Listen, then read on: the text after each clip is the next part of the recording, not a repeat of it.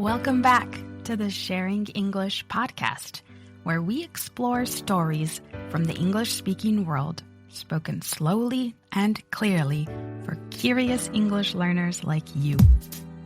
Let's get started.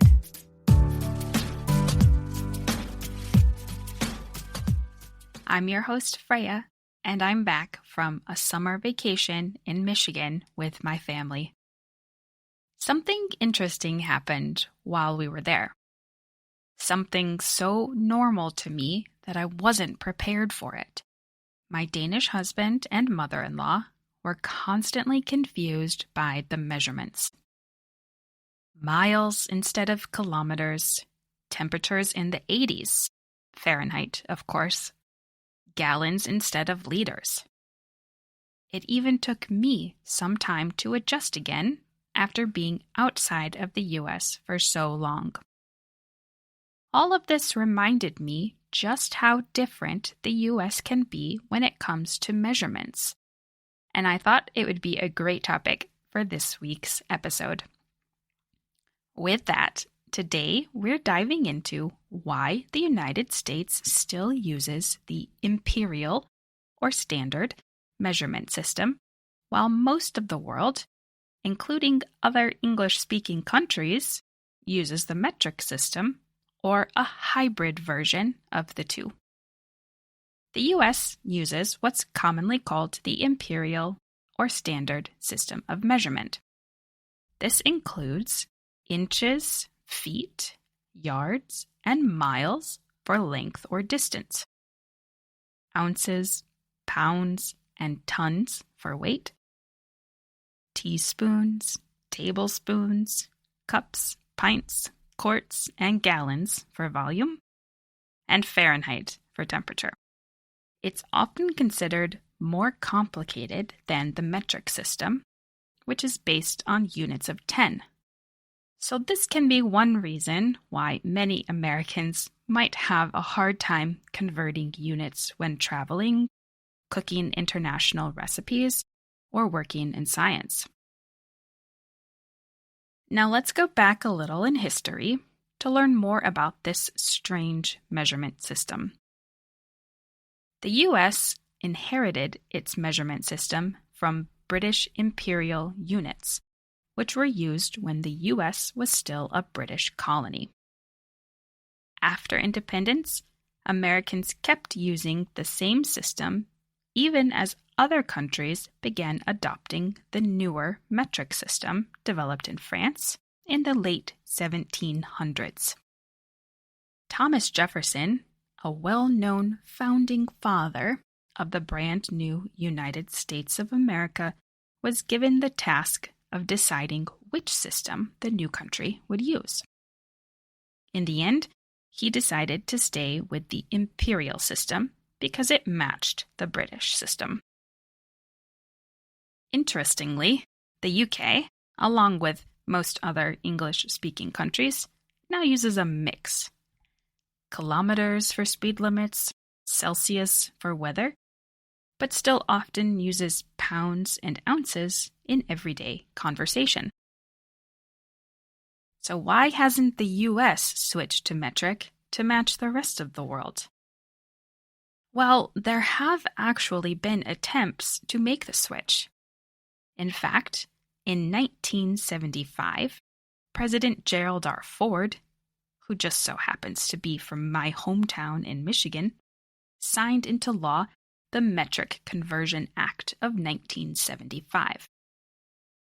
This law named the metric system as the preferred system for U.S. trade and commerce, but said that the conversion to metric was voluntary. People were not forced to make the change. So most people and places did not make the change for a number of reasons. First was cultural habit. People grow up using one system. Changing would mean relearning daily life. So there was a lot of pushback from people, especially older generations, who perhaps hadn't learned the metric system in their early years. Another was the cost. Updating road signs, product packaging, and school materials would be expensive for governments at all levels. And there was industry pushback. Many businesses didn't want to deal with the hassle or problems of switching. However, the metric system is taught in schools, especially in math and science classes. That's because the scientific community in the US uses metric almost exclusively. Medicine, engineering, and global research all require metric units. And it's a much more precise way to measure things. Now let's look at some of the more unusual units that are still in use in the imperial measurement system. Have you ever heard an English speaker talk about their weight in stones? A stone is actually 14 pounds.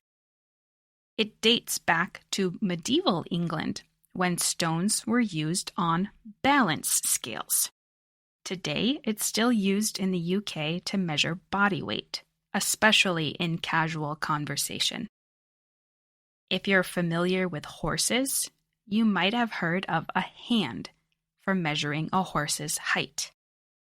Yes, we're talking about the human hand. One hand equals 4 inches, or just over 101 millimeters. This unit was originally based on the width of a human hand, and it's been used since ancient Egypt. And it's still common in the horse world today. What about an acre? Have you heard that before?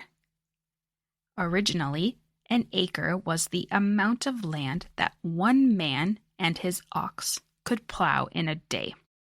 Today, 1 acre is 43,560 square feet, or nearly 4,047 square meters. Literature fans might be familiar with the term for distance, league. Though it's not commonly used today, it appears in literature, like in Jules Verne's 20,000 Leagues Under the Sea. A league is roughly 3 miles and comes from the distance a person could walk in 1 hour. On the sea, its distance is 3 nautical miles.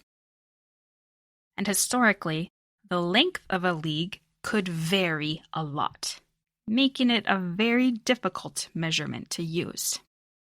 And now I see why so many voyagers ended up in different places than they first intended. These colorful and old-fashioned units remind us that the measurements aren't just technical, they also reflect history and culture. So why does it matter? Understanding measurement systems is more than just knowing the difference between miles and kilometers.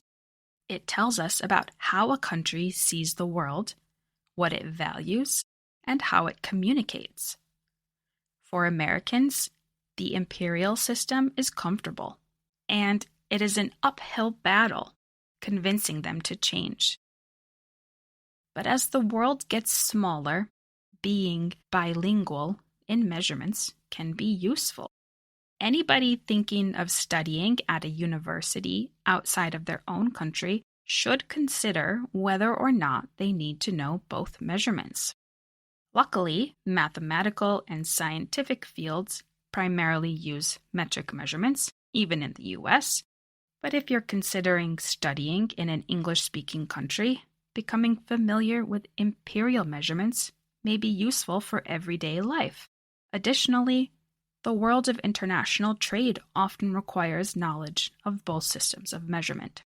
So next time you're in the US and see a sign for gas in gallons or the temperature in Fahrenheit, you'll know why.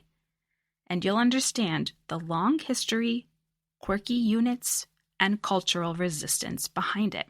I'm curious, have you ever had a moment of confusion or even a funny mistake because of different measurement systems? I'd love to hear your story. Thank you for listening to the Sharing English podcast. If you enjoyed this episode, I'd love it if you'd subscribe, leave a rating or review, and share the podcast with a friend who's also learning English. You can find out more about me and the podcast at our website, www.sharing-english.com. New episodes of the Sharing English podcast are available weekly wherever you listen to podcasts. As always, let me know, what topics are you interested in hearing more about? Until next time, keep listening, keep learning, and keep sharing English.